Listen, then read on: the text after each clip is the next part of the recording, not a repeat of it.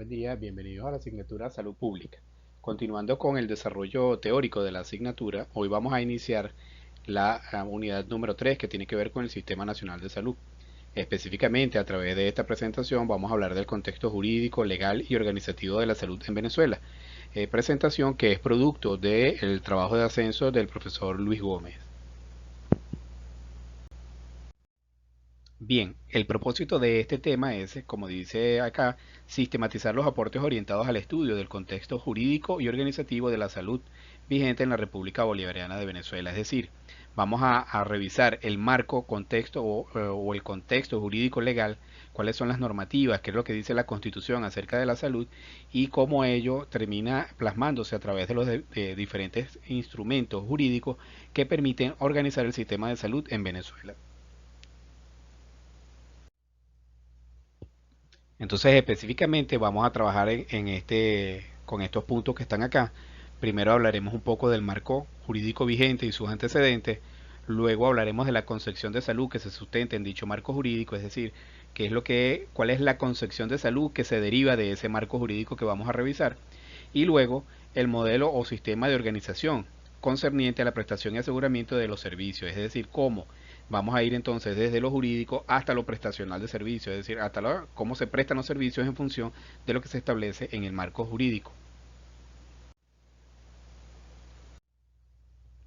Entonces, específicamente también continuaremos con los puntos, son lo normativo como un elemento fundamental del Estado de Derecho, luego la Constitución y el Estado de Derecho, algunas nociones sobre derechos y salud, y terminaremos entonces con los modelos de servicios de salud y de prestación de servicios de salud, de atención a la salud. Entonces, cuando comenzamos a hablar de lo normativo como un elemento fundamental del Estado de Derecho, nos conseguimos con que, según Abagnano y Ferrater Mora, el derecho son las reglas socialmente legitimadas que fundamentan las acciones del Estado y se expresan a través de las leyes. Es decir, son los acuerdos en los cuales permiten la interrelación de las personas dentro de la sociedad y son esos acuerdos que quedan plasmados en las leyes y que permiten la interacción tanto de las personas con el Estado como de las personas entre sí. Entonces, el derecho es un conjunto de normas que regulan las relaciones entre los hombres en un tiempo y un espacio delimitado y cuyo incumplimiento por lo general da lugar a una respuesta sancionatoria investida de legitimidad. Era lo que estábamos diciendo, o sea, una vez que nosotros acordamos, ¿verdad? Cuando digo nosotros me refiero a la nación como un todo, acordamos una ley, se aprueba una ley, entonces esa ley es de obligatorio cumplimiento para todos los ciudadanos. Y evidentemente, eso, el incumplimiento de esas leyes, por supuesto, deriva en sanciones que pueden acarrear cada una de las personas que incumplan la ley. Entonces, por lo tanto, el derecho es un ordenador del marco social, cuyo propósito es compartir el desarrollo y el cumplimiento de los fines socialmente compartidos. Entonces, cuando nosotros hacemos acto de elección, es decir, cuando elegimos a los representantes ante las asambleas, por ejemplo, ante la Asamblea Nacional, que es la que termina aprobando las leyes, estamos dándole un voto de confianza no solamente para la conducción del Estado, sino también para la promulgación de leyes, para la creación de leyes en las cuales nosotros estaremos todos de acuerdo, ¿sí?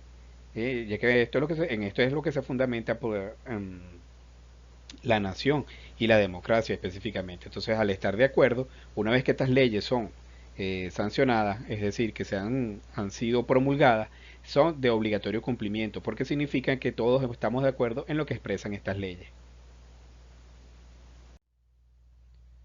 Entonces, la Constitución y el Estado de Derecho. Entonces, la Constitución es el elemento jurídico fundamental de la dinámica y proceso de conformación de la estructura social, es decir, es el marco de todas las leyes, es el gran marco donde, digamos que es el gran paraguas que arropa toda la legislación del Estado.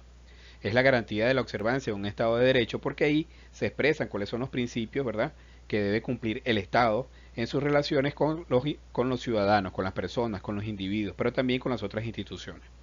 Constituye un recurso de las comunidades también para plantear demandas políticas determinadas como un conjunto de necesidades sociales, es decir, también establece cuáles son los principios a través de los cuales los ciudadanos se pueden dirigir al Estado para hacer demandas políticas en función de las necesidades específicas que tiene cada uno de las comunidades.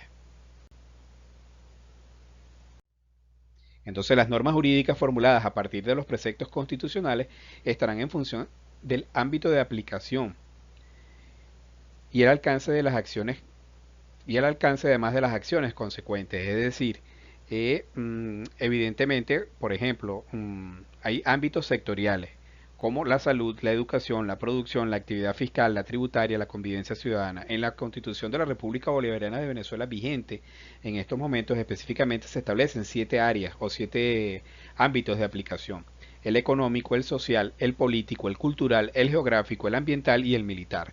Dentro de esos ámbitos, a su vez, por supuesto, por ejemplo, en el social estaría la salud y la educación, que son también entonces ámbitos sectoriales.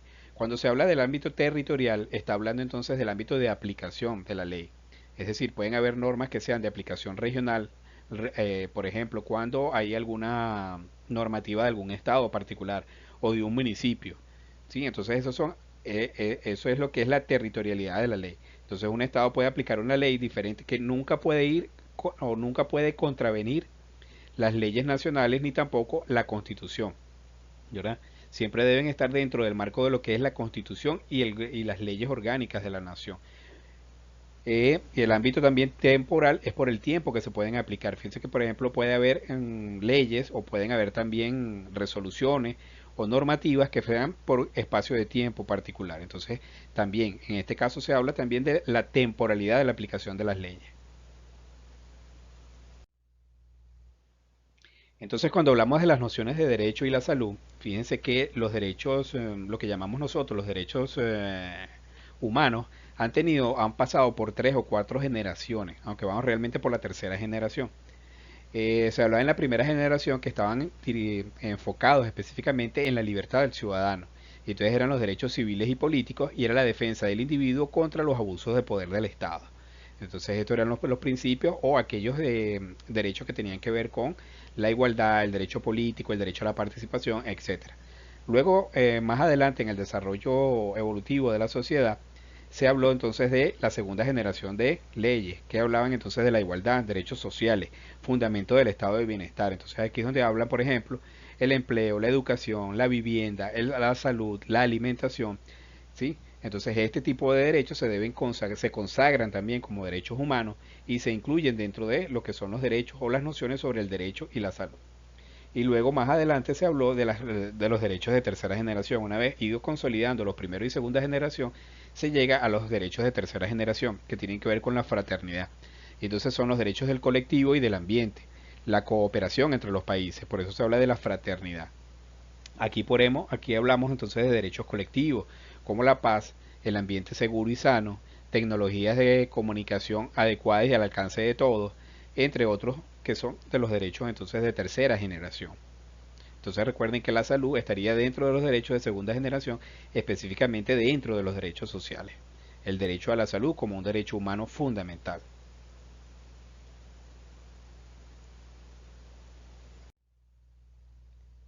En Venezuela, la Constitución de la República Bolivariana imprime rango constitucional a las 3 generaciones de derecho.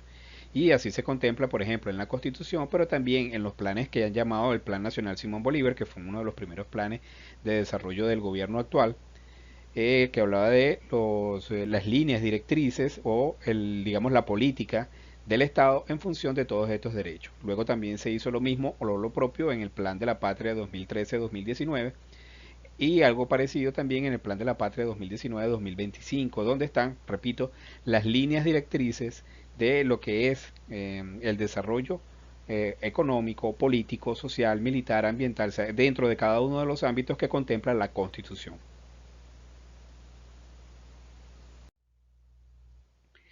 Entonces, dentro de las nociones de salud y derecho, fíjense que, por ejemplo, la Organización Panamericana de la Salud define la salud como un derecho fundamental, sin ningún tipo de distinción, vinculado al derecho a la vida, al libre desenvolvimiento y al desarrollo pleno de las capacidades de los individuos.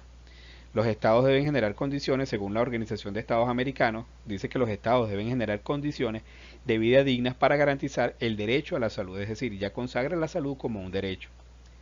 Eh, la Organización de las Naciones Unidas, a través de los derechos económicos, sociales y culturales, dice que se deben atender la mortalidad materno-infantil, la higiene del trabajo, el ambiente y fomentar condiciones que aseguren el acceso de la población a los servicios de atención a la salud. Entonces fíjense que también hace un llamamiento aquí, en este caso, a lo que es garantizar el derecho a la salud. Entonces, todos estos organismos, de una u otra forma, contemplan la salud como un derecho humano fundamental.